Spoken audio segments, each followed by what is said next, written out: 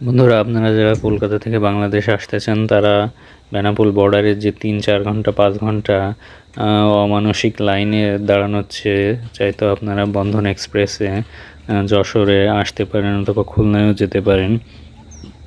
বন্ধুরা, আজকে ট্রেন পর্বে থাকছে কিভাবে আপনারা বন্ধন ট্রেনে কলকাতা থেকে টিকিট করতে পারেন। বন্ধন ট্রেনটি কলকাতা থেকে রবি ও বৃহস্পতিবার চলাচল করে থাকে। কলকাতা থেকে সকাল 7:10 ট্রেনটি ছেড়ে বেনাপোলে চলে আসে। সেখান থেকে ইমিগ্রেশন করে খুলনায় দুপুর 12:30 পৌঁছায়। তো বন্ধুরা, আপনারা কলকাতা থেকে ট্রেনের টিকিট করতে গেলে আপনাদের অরিজিনাল পাসপোর্ট নিয়ে ফেয়ারলি প্লেস অথবা কলকাতা স্টেশন থেকে আপনারা টিকিট করতে পারেন। কলকাতা স্টেশন থেকে টিকিট করতে হলে আপনারা রবি সোম মঙ্গলবার কলকাতা স্টেশন থেকে করতে পারবেন এবং ফেয়ারলি প্লেস থেকে আপনারা টিকিট করতে পারবেন সপ্তাহে সব দিনই। তো বন্ধুরা, এই ট্রেনে দুটি কোচ আছে, এসি চেয়ার কোচ এবং এসি কেবিন। এসি চেয়ার কোচের ভাড়া ইন্ডিয়ান রুপিতে 855 এবং কেবিনের ভাড়া 1280 টাকা।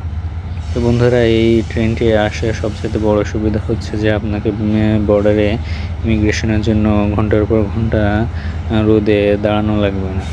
এটি খুব সহজে আপনাকে যশোর অথবা খুলনা পৌঁছা দেবে। এই ট্রেনটিতে আপনারা বেনাপোল, যশোর এবং খুলনা এই 3 জায়গাও নামতে পারেন।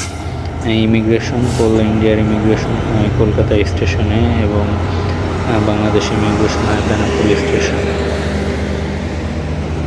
তো বন্ধুরা, দেখতে পাচ্ছেন এই বন্ধন এক্সপ্রেস ট্রেন এর 4টি চেয়ার কার এবং 4টি এসি কেবিন নিয়ে চলাচল করে। এই বন্ধন এক্সপ্রেসের একই আবার মৈত্রী এক্সপ্রেস ট্রেনে চলাচল করে থাকে। তার মানে বন্ধন এবং মৈত্রী এক্সপ্রেস ট্রেন এক শেয়ার করে থাকে।